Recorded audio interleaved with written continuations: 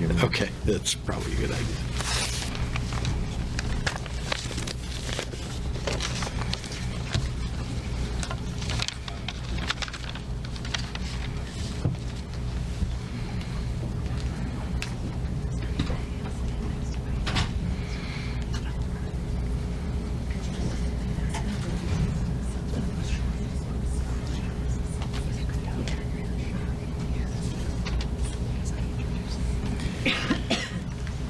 Well, good morning, everyone. Good morning. Good morning. Protecting victims of domestic violence is a cause that's taking a giant leap forward today. It's a good day for Illinois.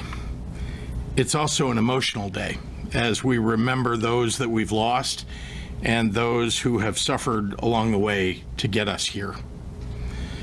We are thinking of Karina Gonzalez and her beautiful daughter, Daniela, who were taken from us at the hands of an abusive husband who had easy access to a Glock 17 even after an order of protection had been granted. I'm thinking of the hundreds of victims of domestic violence-related deaths that have occurred in just the last few years alone. May their memories be a blessing.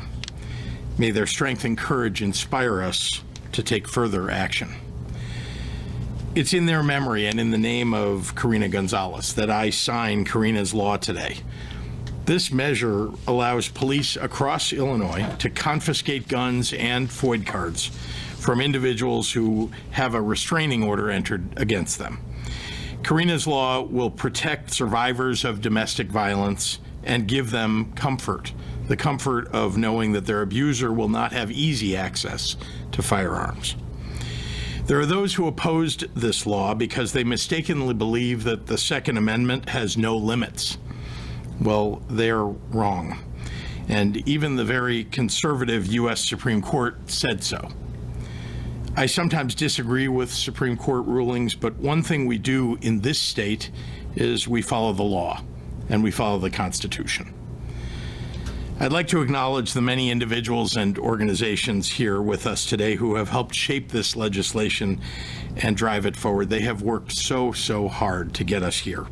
Amanda Pyron and Marilia Negron of the Network Advocating Against Domestic Violence. Kathleen Sances from the Gun Violence Prevention PAC. Sam Tuttle of Legal Action Chicago. Our partners in law enforcement, Director Brendan Kelly of the Illinois State Police and Cook County Sheriff Tom Dart, all of my colleagues that are here today and that voted for this in the General Assembly, led by Senate President Don Harmon, and the intrepid bill sponsors, Senator Selena Villanueva and Representative Maura Hirschauer.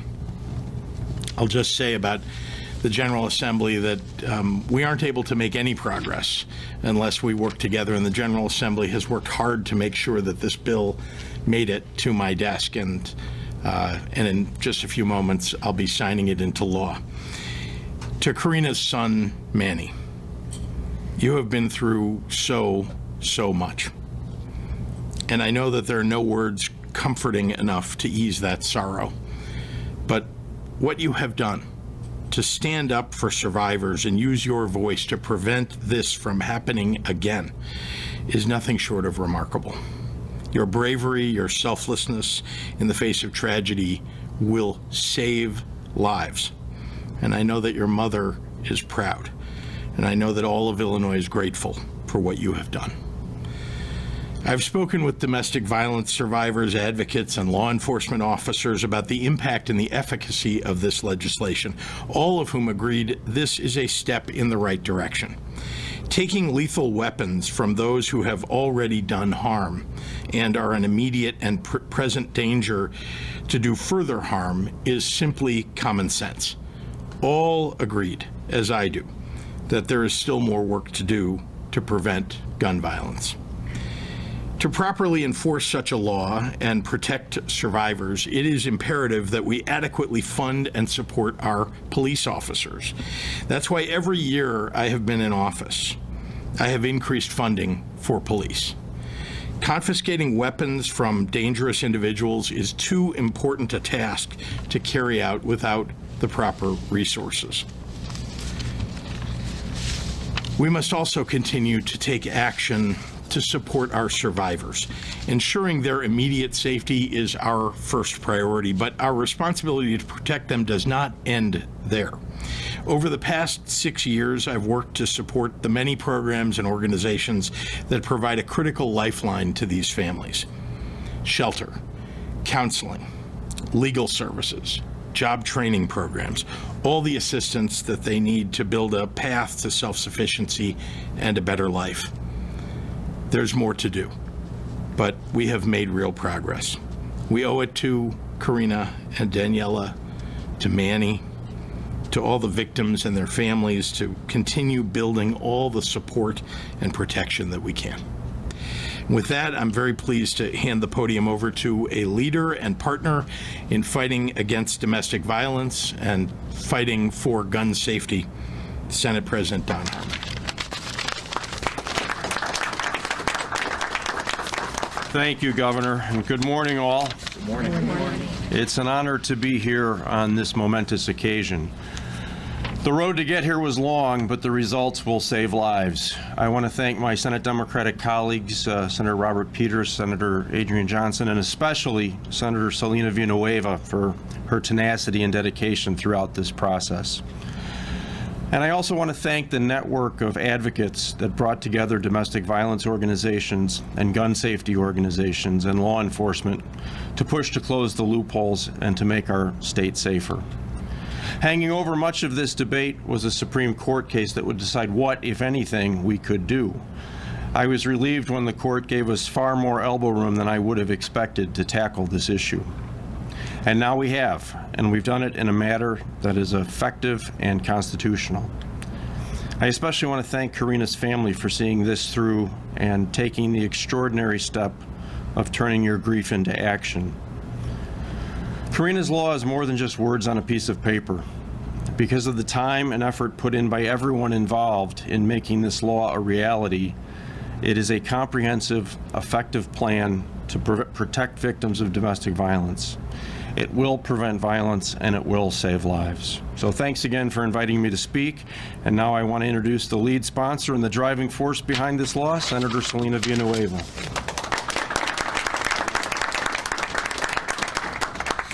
Good morning, everyone. Good morning. There's a lot to say and a lot of complex emotions today. I'm very honored to be here today to finally get this bill signed into law. But the complexities of feeling of why we're even needing to do it in the first place. As legislators, we do this work understanding that there are going to be pieces of the law that most people don't really understand because of its complexities. And it might be like a tweak of a word or two, or a sentence that might be changed, or a term that might be used that's outdated. And for most part, the bills that we pass, it goes like that. We're just making government function. And then there are bills and issues that keep you up at night. I still remember the 4th of July weekend in which Karina and Daniela were killed. Because I remember hearing the news and knowing how close to home it was for me. Because it was. It was 3 blocks, unfortunately, the situation away from my district office, but about a mile away from my own house. I am a Little Village resident. They were neighbors. They were community members. And in the subsequent time of, this bill being worked through, there was a previous Senate sponsor, which I give a lot of kudos to, former Senator Cristina Pacioni-Zayas, who had initially brought forward the bill along with the advocates. The advocates came to me and were like, we couldn't think of a better person to help carry this with us. And I say with us because it was a labor of love, of passion, of determination between an incredible group of people coming together, of advocates, of Manny, Karina, and Daniela's family, of Monica, of standing up in the worst moment of their lives and saying that we're going to fight back. There's a lot of moments where as legislators, we also feel helpless. We don't admit it very often, but we do. We're in positions of power, But we don't always have the ability to change everything that we see fit and everything that we want to do, especially with everything going on in this world. But as an organizer, I know that I can't change things by myself, that it takes a collective group of people in order to do so. And so I want to thank the advocates. I want to thank Sam, Maralia, the network. I want to thank so many people. My colleagues, Representative Maura Hirschauer, who literally, we got here, and I'm proud of us for getting here. The Senate President for allowing me and continuously giving me support, and also having Ashley Jenkins Jordan, our Chief of Staff, help take lead on it. This is also her win.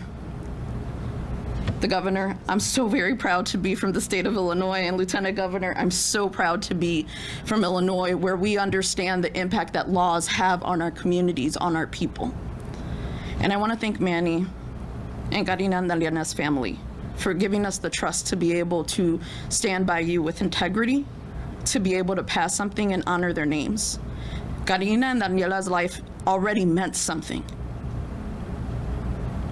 Their lives were already worth it.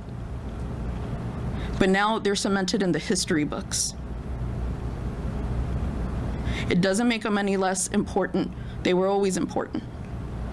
But now we're going to help others and hopefully prevent what happened to them to happening to other people. In the end, the reality is this.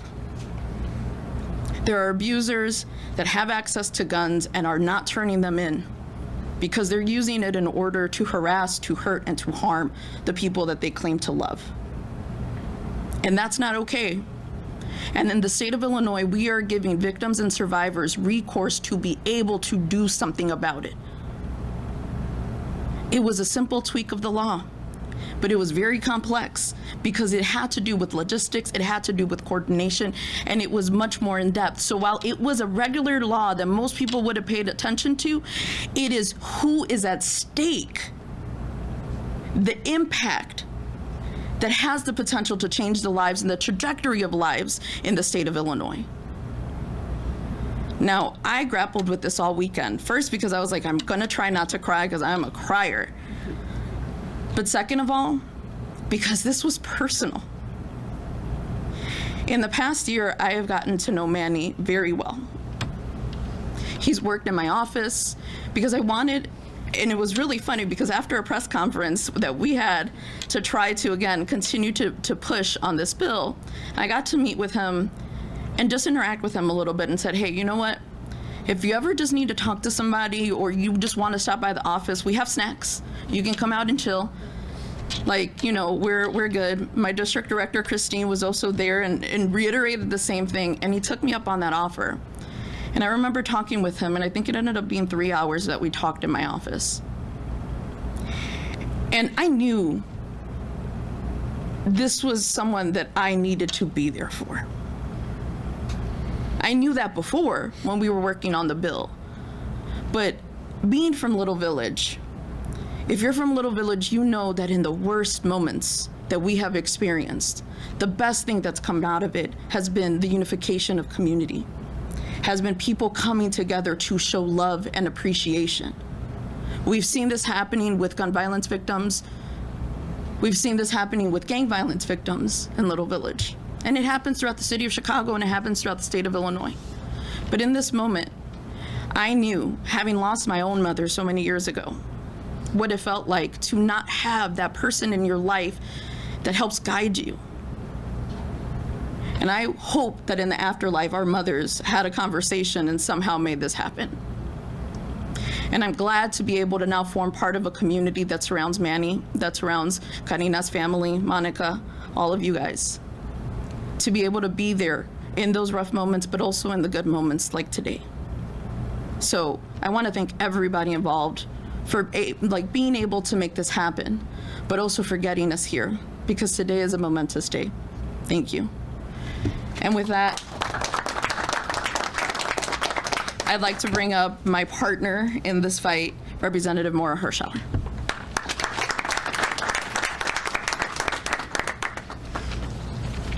Good morning. Morning. I'm State Representative Maura Hirschauer. I represent the 49th District, which includes the communities of Batavia, West Chicago, and Bartlett, around others. I've passed a little over 20 bills since joining the House in 2021, but this is my first official bill signing with the governor, and I honestly cannot imagine a more impactful and important bill to mark this occasion. This bill will save lives. And since we passed this bill in early January, I have been approached by survivors of domestic violence in my community, at my grocery store, and women who have looked me in the eyes and thanked me, and then tentatively asked for a hug. And when we embrace, they whisper in my ear, "I am a survivor. I almost lost my life due to firearm violence. I cannot thank you enough."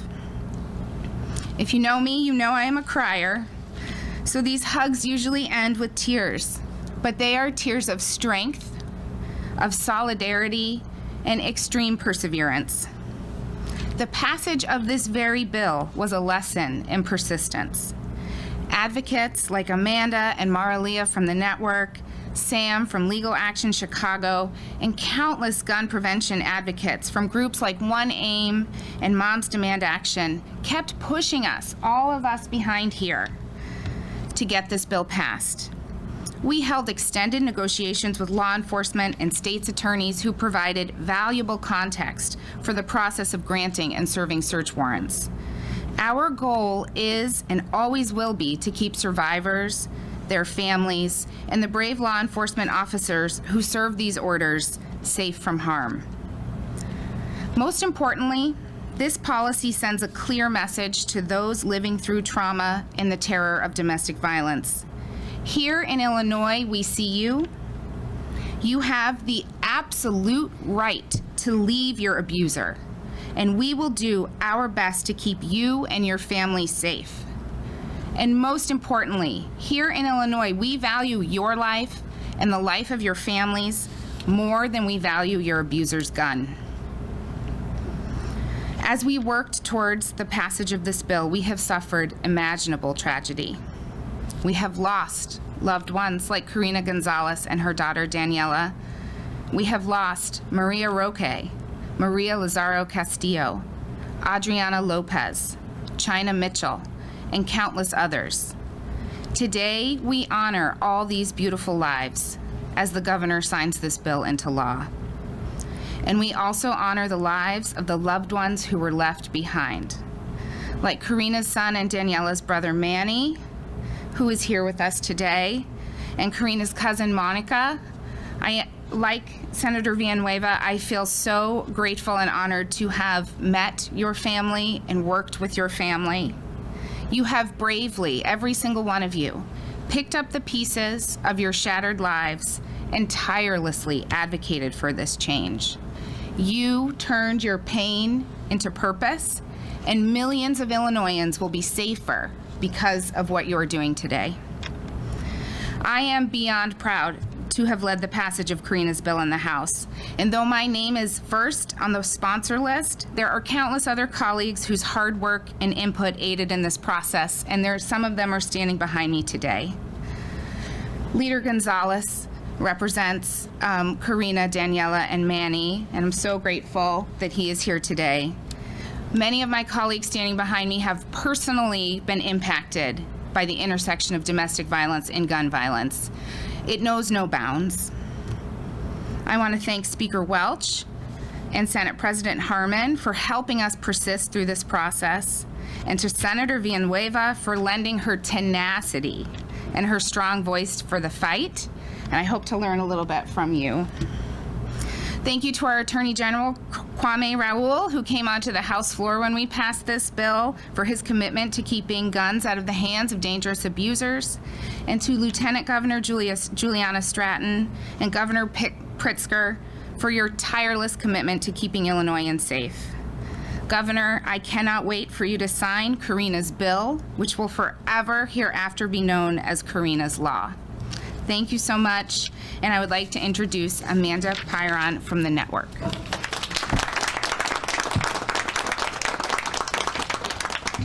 Thank you, Representative. My name is Amanda Pyron, and I'm the President and CEO of the Network Advocating Against Domestic Violence.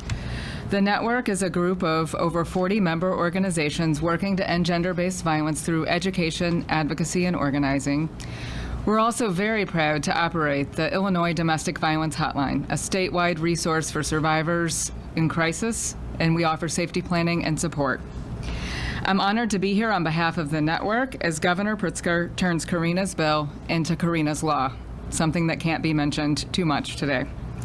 This is a monumental step forward in the fight to protect domestic violence survivors from firearms. We know from our members and the survivors that we work with every day that this law is urgently needed.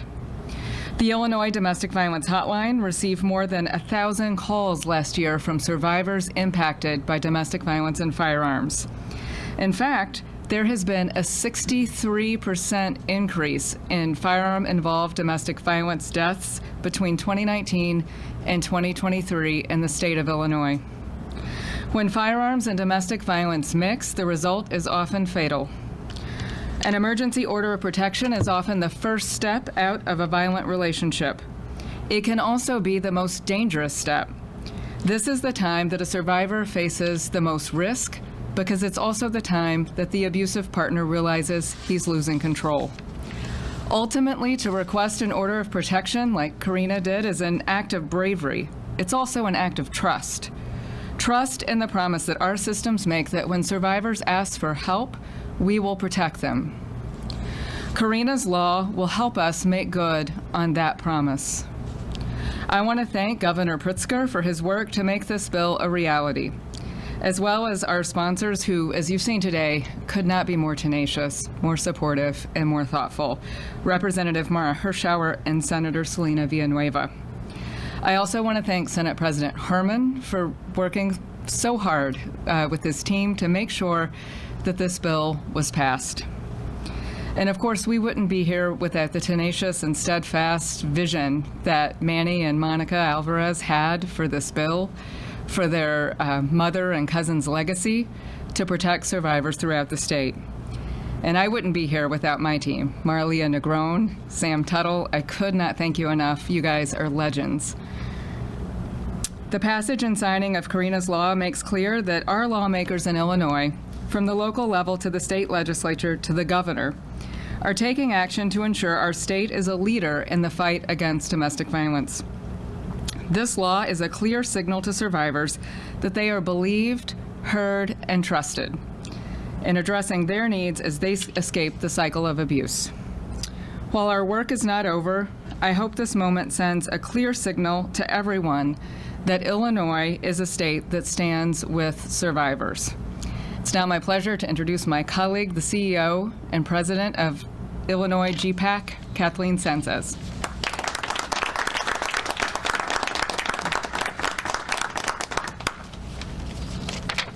Good morning. Good morning. I am honored to be here today. As the state's leading gun violence prevention organization, we have worked hard alongside the network and the Illinois Gun Violence Prevention Coalition as they led the charge to pass Karina's bill.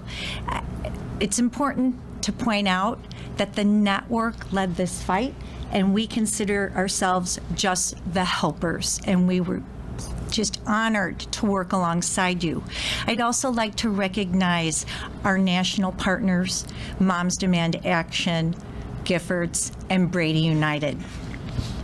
We are grateful to them and to our Illinois leaders, Governor Pritzker, Senate President Harman, House Speaker Welch, Senator Villanueva, Representative Hirschauer, and the many other members who supported this effort. We are especially grateful for the dedication of the family of Karina and Daniela Gonzalez. We are inspired by you. In the midst of immense pain and loss, you have worked tirelessly, committed to honoring the memory of Karina and Daniela. We do this work for you. We do this work because of you. Thank you for your courage.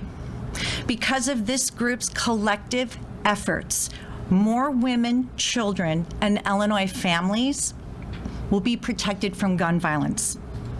When GPAC was founded 12 years ago, our mission was to mobilize advocates, survivors, and the public to support gun safety champions in office and work together to finally pass long overdue gun reform in Springfield.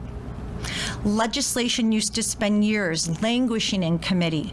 Now, we have arrived at a moment in Illinois when common sense gun safety laws are prevailing.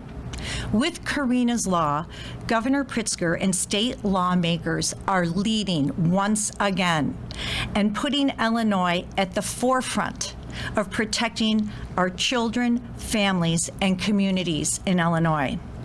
At a time of chaos, rhetoric, and division in Washington, our leadership is doing something different. They are making progress. They are working together. They see a problem, and they are enacting real change to help protect more Illinois communities from gun violence.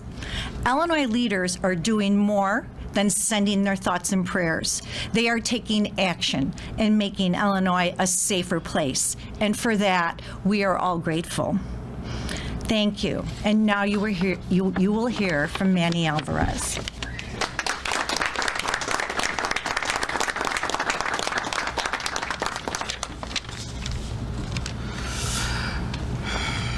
Good morning. Good morning. My name is Jesus Emmanuel Alvarez, but you may know me as Manny. I'm the surviving victim of a shooting that tragically took the lives of my mother and sister at the hands of my father during the 4th of July weekend in 2023. I would first like to acknowledge a couple people who made this bill possible. Representative Mauro Hirschauer, who was actually working on this bill before the death of my mother, Karina Gonzalez, after whom this bill is named proudly named after.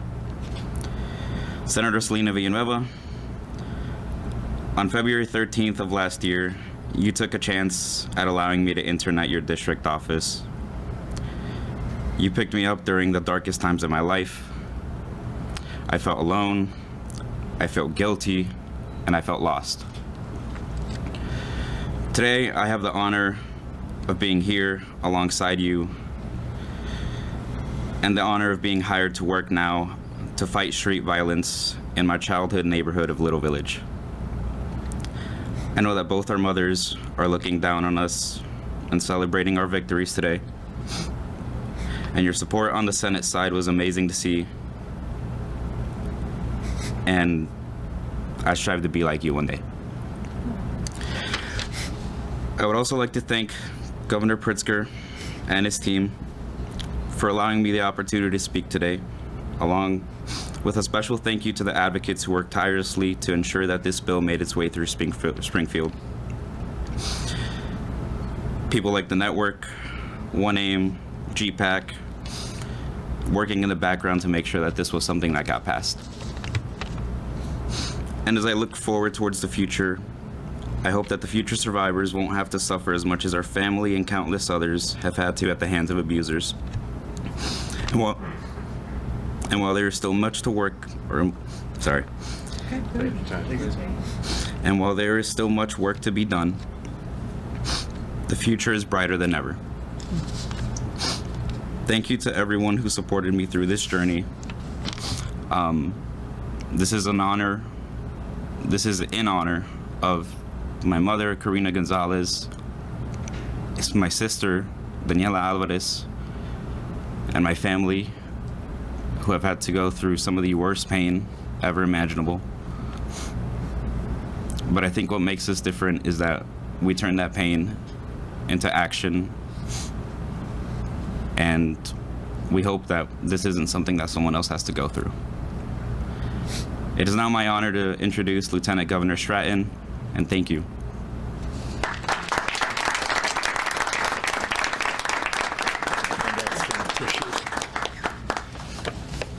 Thank you.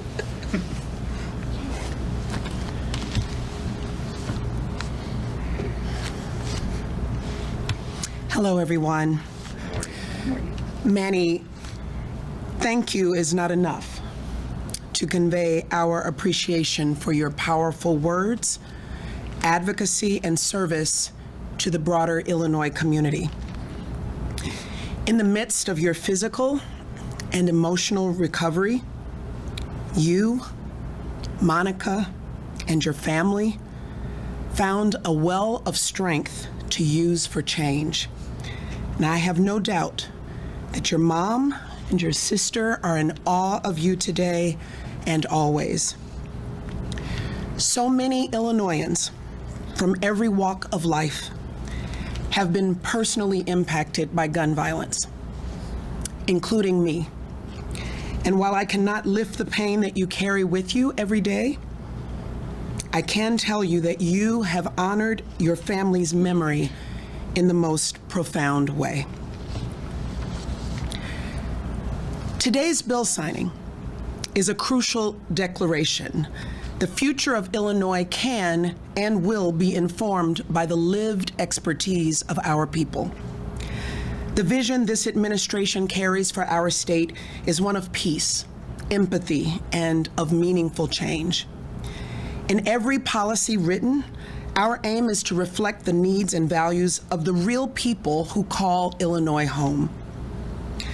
Karina's bill is a victory in our fight to provide additional protection for survivors of domestic violence, an issue that disproportionately impacts women and women of color.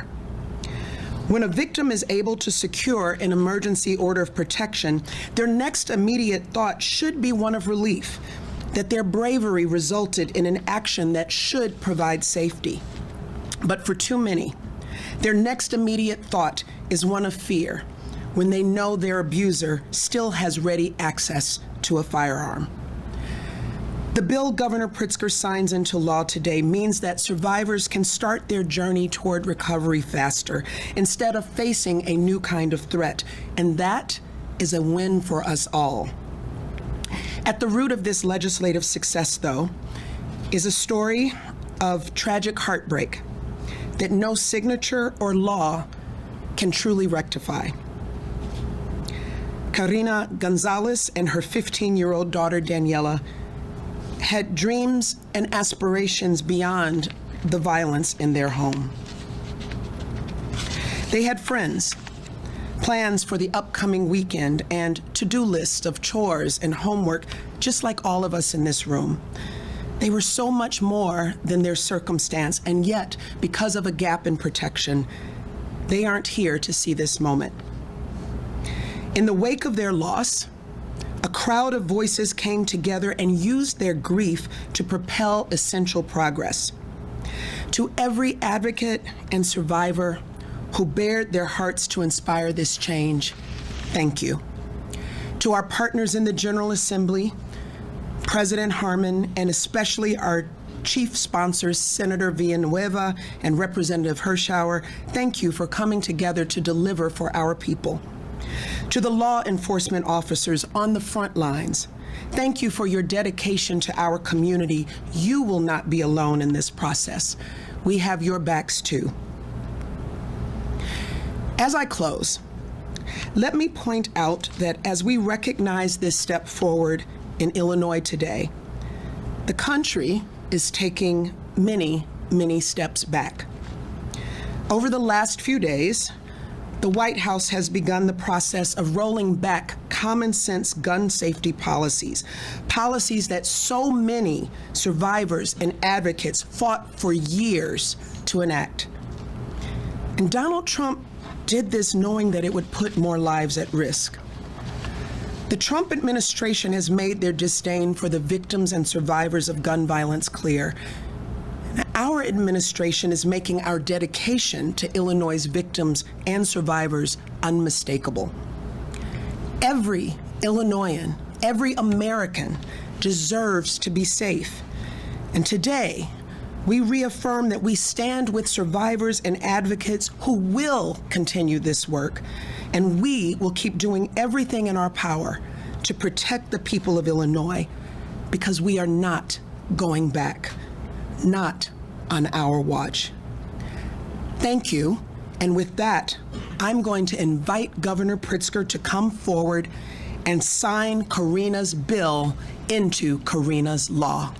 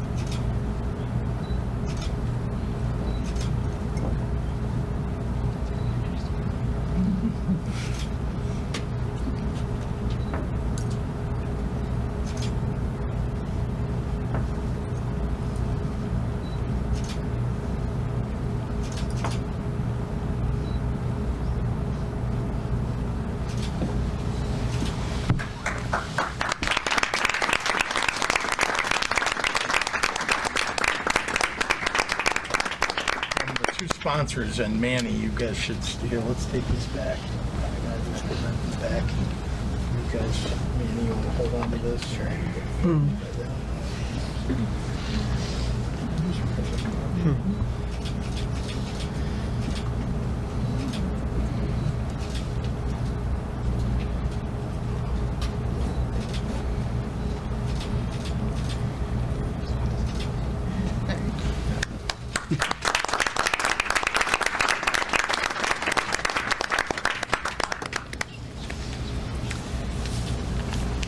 Happy to take any questions from members of the media. I see Jeremy, and then I'm not sure your name.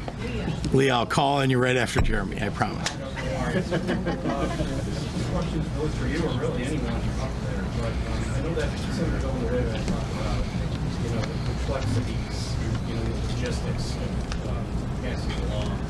I know that one of the big issues early on, at least last spring, was this issue about storage, like where is law enforcement going to store all these weapons that they confiscate, like these forms of protection.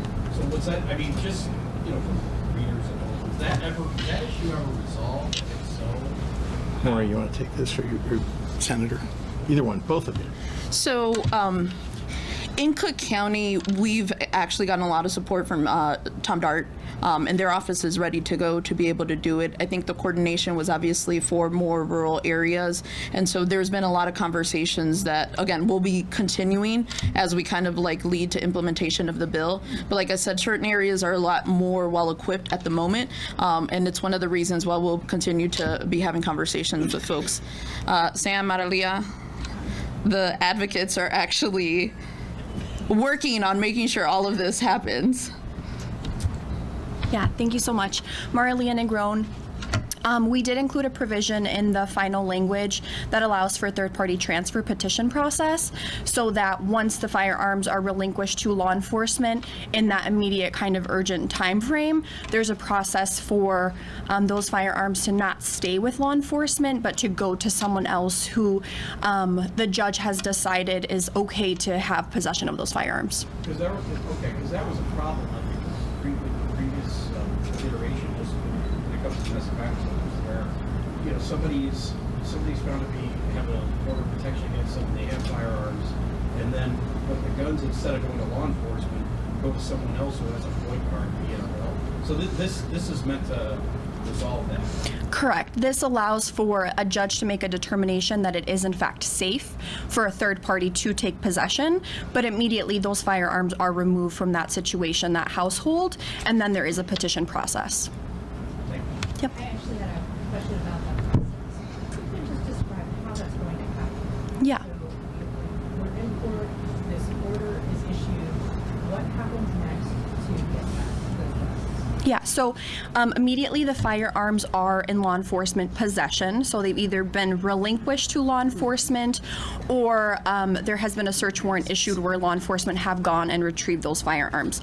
Then at subsequent hearings, the respondent to the order of protection can start that process, the petition process, to ask that their firearms be given to a third party. A judge then has to make a determination that that third party does not reside in the home with the respondent, that they, this respondent, the third-party petitioner, is going to be responsible for the firearms. They understand the legalities of that, what that means to be responsible and have possession of those firearms, and then that transfer can happen accordingly with law enforcement and the petitioner, the third-party petitioner.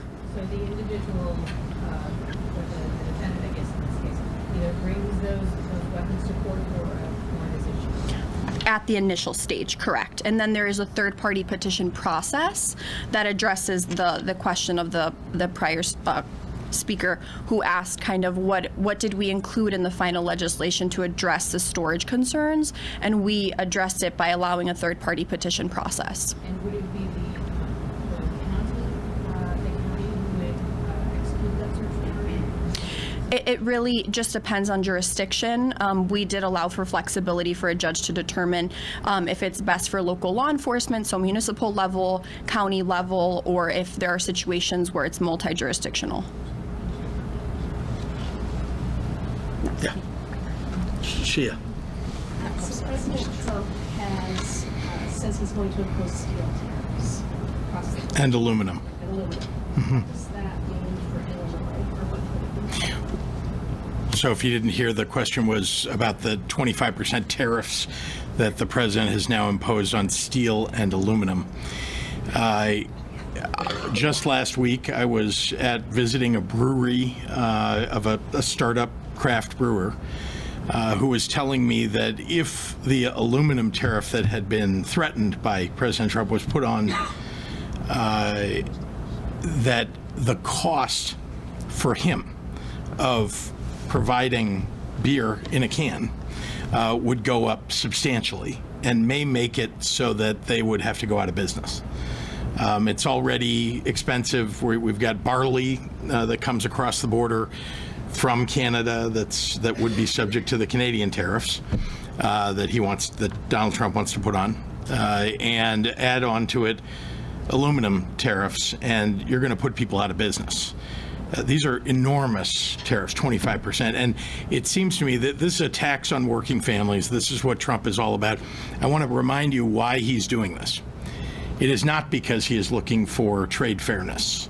It appears likely that this is about paying for the tax cut that he intends to provide to the wealthiest Americans. So the effect on all of us and on the entire country is, and particularly working families, is everything's going to cost more. And it's a tax on everybody, again, to pay for what he's going to introduce shortly, which is a tax cut for wealthy people. Yeah. Could I ask you, reacting to your video on Friday, which was rather however, of course, there is pushback from the Republican Party. Pushback. It was a humorous video. Go ahead. Well, Pritzker focused. You're going to give them time. Okay. This is their statement. They say that you are focusing on yourself and your kids. So, did anyone here see the video? It was intended to inject some humor at a moment when I think people don't find much that's going on humorous. So, I was just, talking about something that I thought people would get a little chuckle about over the weekend. And does that also, you do seem to be one of the most outspoken of those Democratic voters. Why is that the case? Where are the others? Well, I think there are a variety of reasons that people haven't spoken out fully. I think part of it is that the American public hasn't yet seen that the tomato prices are going up because of the potential for Mexican tariffs on Mexico, products from Mexico. Again, I talked about the beer brewer who is going to have to raise the price of their beer because of the tariffs that the president is putting on. These are all things that are either here or they're coming shortly. And I can see them coming, and I know what the impact will be. People have been promised something by this Trump administration that he is not delivering. They've been promised lower prices. They've been promised lower grocery prices. They've been promised lower gas prices. They've been promised more affordability. And that is precisely the opposite of what's happening. Look at egg prices. And if you want to blame that on the avian flu, fine, but look, he's tearing apart the departments of government that protect us from the avian flu. So prices are going up under this president. The Trump tax on working families is going into effect, and I think you will see real activism at the grassroots level in response to that. So I would like it if more people were speaking out, more elected officials. I will give credit to a couple of senators, Senator Schatz from Hawaii, Senator Kim, the new senator from New Jersey, both of whom have been very outspoken, and a few others. And I think we're going to see more and more of that. And it shouldn't just be elected officials, though. I think it's going to be protests at the street level. Yeah, Chris. Governor, it's been 3 weeks since the Trump administration has come back into power. Only 3 weeks. Only 3 weeks.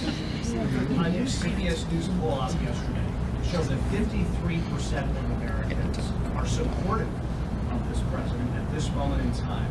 How do you square your, scorched earth sort of approach to how he's governing with the reality that the majority of Americans, at least according to this one poll, think he's doing a good job? Well, the majority of Illinoisans don't support President Trump and don't support these policies. In addition, I have expressed my personal views about some of the things that he's doing, and importantly, I've expressed what I think is the danger that our residents in our state face as a result of the policies that he's putting in place. So you can look at one poll and say, oh, gee, he's popular in some places in the country. Frankly, I look at what's happening to working class families as a result of his policies, and I'm speaking out about that. Yes, Craig. What do Democrats need to do more of or better to get that kind of message across? Because, I mean, it's not like that poll was just out of anywhere. Actually, it's the only one that has him at 53%, but go ahead. But still, it seems as if Democrats are not able to get their message out as powerfully as maybe you've been able to do here. Well, let's be clear, the President of the United States has the biggest bully pulpit of all.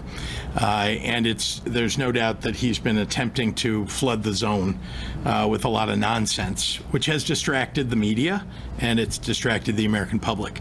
But I'm laser focused, and I think people, when they go to the grocery store, are laser focused on the costs that this is bringing to American families. And that is what we should be talking about. We should also be talking about the rights that are being taken away from people slowly but surely, and the attack that this president has made on the judiciary. He's in 3 weeks, he's been in office in 3 weeks, he's lost, I think, at least 5 big cases. And that should tell you something about the constitutionality, the unconstitutionality, and unlawfulness that he and President Musk are carrying out. Honestly, I think that we're, as Democrats, we have always been the party that stands up for working class Americans. We have always been the party that stands up for the most vulnerable. And that is precisely who he is hurting every day.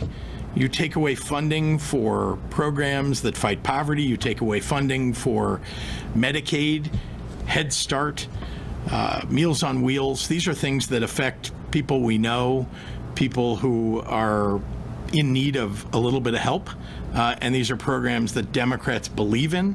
And so we're going to speak up loudly about that. Last one. Yeah. I'm sorry, what's your first name? Blair. Blair, nice to meet you. The state is pushing to build 2 new 1500 single-cell prisons to rebuild state built in Logan.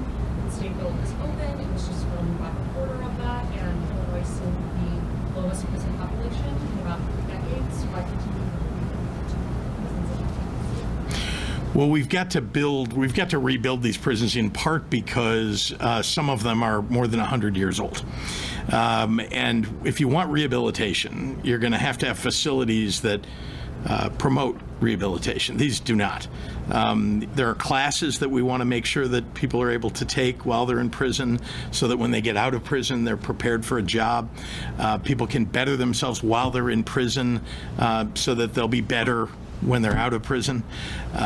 We want to make sure that we're keeping our corrections officers safe in those prisons. And that's not the case when there are chunks of cement falling from the ceilings at Stateville. And also, we're looking hard at making sure that we have prisons in locations where their families, the families of the prisoners, are able to, reach.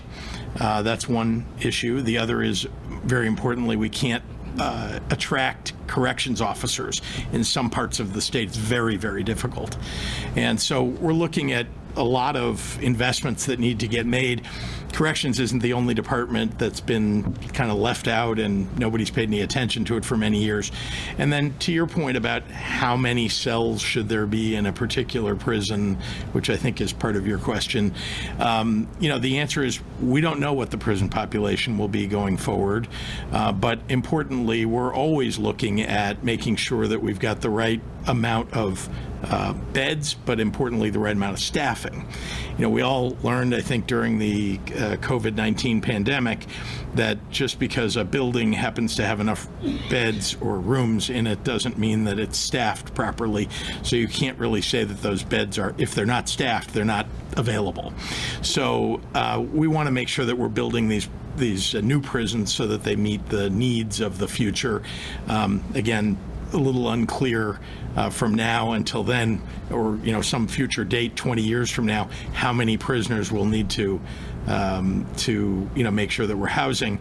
But we have a lot of prisons that are in need of investment, and the question we're all going to have to ask is whether or not we can improve those prisons or we're going to have to replace them. Thanks, everybody. Yeah, thank you.